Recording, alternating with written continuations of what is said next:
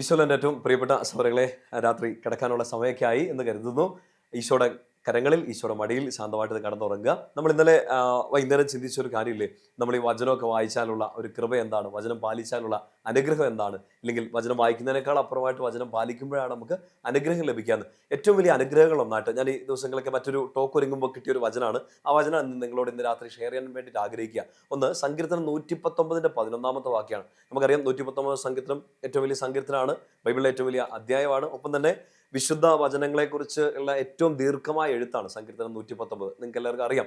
അതിന്റെ 11 വാക്യം പ്രത്യേകിച്ച് ഒന്ന് ശ്രദ്ധിക്കണം. വചനം ഇങ്ങനെയാണ്: അങ്ങേക്കെതിരായി പാപം ചെയ്യാതിരിക്കേണ്ടതിന് അങ്ങയുടെ വചനങ്ങൾ ഞാൻ എൻ്റെ ഹൃദയത്തിൽ സൂക്ഷിക്കുന്നു.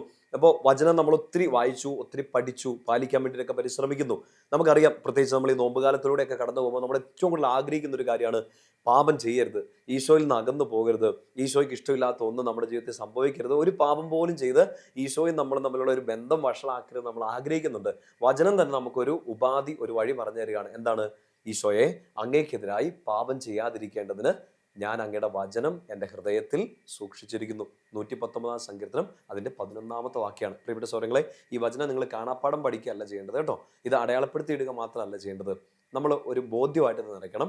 എനിക്ക് പാപം ചെയ്യാതെ ജീവിക്കണമെങ്കിൽ നമുക്ക് ഒത്തിരി ടെക്നിക്കുകൾ ഉണ്ടാകാം. നമ്മളോട് ചിലപ്പോൾ അവരും ഇവരുമൊക്കെ ഒത്തിരി ഒത്തിരി ഐഡിയാസ് പറഞ്ഞതുണ്ടാകാം. പല പുസ്തകങ്ങളും നമ്മൾ പല ഐഡിയാസ് നമുക്ക് കിട്ടിയിട്ടുണ്ടാകാം. എങ്ങനെ പാപത്തെ ചെറുക്കാം, എങ്ങനെ പ്രലോഭനത്തെ ചെറുക്കാം. ഏറ്റവും പ്രധാനപ്പെട്ട കാര്യം, നമ്മൾ ഈ നോമ്പുകാലമൊക്കെ ആരംഭിച്ചപ്പോൾ പറഞ്ഞത് നിങ്ങൾ ഓർക്കുന്നുണ്ടാവും. ഈശോ പ്രലോഭനത്തെ ചെറുത്തത് എങ്ങനെയാണ്? വചനം ഹൃദയത്തിലുള്ളത് കൊണ്ട്, ആ ഹൃദയത്തിലുള്ള വചനം പറഞ്ഞുകൊണ്ടാണ് തിന്മയെ, പിശാചിനെ, പ്രലോഭനത്തെ ചെറുത്തത്. പ്രിയപ്പെട്ട സുഹൃത്തുക്കളെ, നമുക്ക് ഇഷ്ടംപോലെ പ്രലോഭനങ്ങൾ വരാം. ഇന്ന് രാത്രി നിങ്ങൾ കിടന്നുറങ്ങാൻ വേണ്ടിയിട്ട് പോവാണ്, ചിലപ്പോൾ ഇപ്പോൾ ഒരു പ്രലോഭനം വരാം. ഇപ്പോൾ ഈ ടോക്ക് അവസാനിക്കുമ്പോൾ ചിലപ്പോൾ പ്രലോഭനം വരാം. ഇന്ന് കിടന്നുറങ്ങുമ്പോൾ പ്രലോഭനം വരാം. നാളെ എഴുന്നേൽക്കുമ്പോഴും വരാം. പ്രലോഭനത്തിന് പ്രത്യേകിച്ച് പെർമിഷൻ നമ്മൾ കൊടുക്കേണ്ട കാര്യമില്ല. എപ്പോഴും ഇത് വന്നുകൊണ്ടിരിക്കും. എപ്പോഴാണ് അത് പാപമാകുന്നത്? കാറ്റഗിസം, കത്തോലിക്ക സഭയുടെ മതബോധന എന്ന് നമ്മുടെ മുമ്പിൽ പറഞ്ഞു തരുന്നുണ്ട്. പ്രലോഭനമല്ല പാപം, പ്രലോഭനത്തിന് നമ്മൾ സമ്മതം കൊടുക്കുമ്പോഴാണത് പാപമായിട്ട് മാറുക. അതുകൊണ്ട് ആ പ്രലോഭനങ്ങൾ വന്നുകൊണ്ടിരിക്കും. നമ്മൾ പള്ളിയിൽ ഇരിക്കുമ്പോഴും വരും, പുറത്ത് നിൽക്കുമ്പോഴും വരും, നമ്മൾ വിശുദ്ധി നിൽക്കുമ്പോഴും വരും. ചിലപ്പോൾ അശുദ്ധിയിലേക്കുള്ള വഴികളിലും ഈ പ്രലോഭനങ്ങൾ വരാം. നമുക്കതിനെ ചെറുക്കണമെങ്കിൽ, അതിൽ വീഴാതിരിക്കണമെങ്കിൽ ഏറ്റവും പ്രധാനപ്പെട്ട കാര്യമാണ് ഒരു വലിയ ആത്മീയ ടെക്നിക്ക് അവിടെ പറഞ്ഞു തരികയാണ്. അങ്ങേക്കെതിരായി പാപം ചെയ്യാതിരിക്കേണ്ടതിന് ഞാൻ അങ്ങയുടെ വചനങ്ങൾ എൻ്റെ ഹൃദയത്തിൽ സൂക്ഷിച്ചിരിക്കുന്നു. സോ വചനം വായിച്ചാൽ എന്ത് അനുഗ്രഹം, വചന ഹൃദയത്തിൽ സൂക്ഷിച്ചാലുള്ള അനുഗ്രഹം എന്താ, അത് പാലിച്ചാലുള്ള അനുഗ്രഹം എന്താ? ചോദ്യങ്ങൾക്ക് ഒറ്റ ഉത്തരം: എൻ്റെ ഈശോയ്ക്കെതിരെ പാപം ചെയ്യാതിരിക്കാൻ എനിക്ക് ഏറ്റവും വലിയ ശക്തി എൻ്റെ ഹൃദയത്തിൽ ഞാൻ സൂക്ഷിച്ചിരിക്കുന്ന ദൈവ വചനമാണ്. ആ വചനം ഉള്ളിൽ നിൽക്കുന്ന ഒരാൾക്ക് പാപത്തെ ചെറുക്കാൻ, പ്രലോഭനത്തെ എതിരിടാൻ, പ്രലോഭനത്തിൽ വീഴാതിരിക്കാനുള്ള ശക്തി കൂടുതലായിരിക്കും. പ്രിയപ്പെട്ട സഹോദരങ്ങൾ, അതുകൊണ്ട് പ്രലോഭനത്തെയോ പ്രലോഭകനെയോ ഭയപ്പെടാതെ നിങ്ങളുടെ ഹൃദയത്തിൽ ഈശോയുടെ വചനം നിറയ്ക്കുക. ഇന്ന് രാത്രി കിടന്നുറങ്ങുന്നതിന് മുമ്പ് അറിയാവുന്ന ഏതെങ്കിലും ഒരു വചനം ഒന്ന് ആവർത്തിച്ച് പറഞ്ഞുകൊണ്ട് കിടന്നുറങ്ങണം കേട്ടോ. ആ വചനം ഏതാണെന്ന് ഓരോരുത്തർക്കും വ്യത്യസ്തമായിരിക്കും. നിങ്ങൾക്ക് സമയമുണ്ടെന്ന് തോന്നുന്നു. ഈ വീഡിയോ അവസാനിക്കുകയാണ്.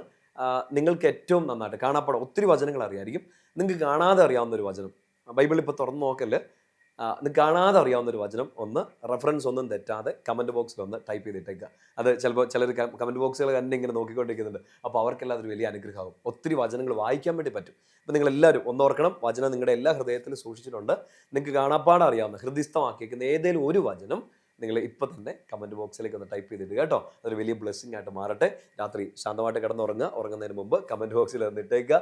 ഈശോ അനുഗ്രഹിക്കട്ടെ. നമുക്ക് പരസ്പരം പ്രാർത്ഥിക്കാം. ഈശോയുടെ നാമത്തിൽ ഞാൻ നിങ്ങളെ അനുഗ്രഹിക്കുന്നു. ഈശോയുടെ കൂടെ ഒരു രാത്രി ശാന്തമായിട്ട് കിടന്നുറങ്ങുക. നാളെ ഉണർന്നെഴുന്നേൽക്കുക. ഈശോയുടെ കൃപ നിങ്ങളിലേക്ക് നിറയട്ടെ. പിതാവിൻ്റെയും പുത്രൻ്റെയും പരിശുദ്ധാത്മാവിൻ്റെയും നാമത്തിൽ ആമേൻ.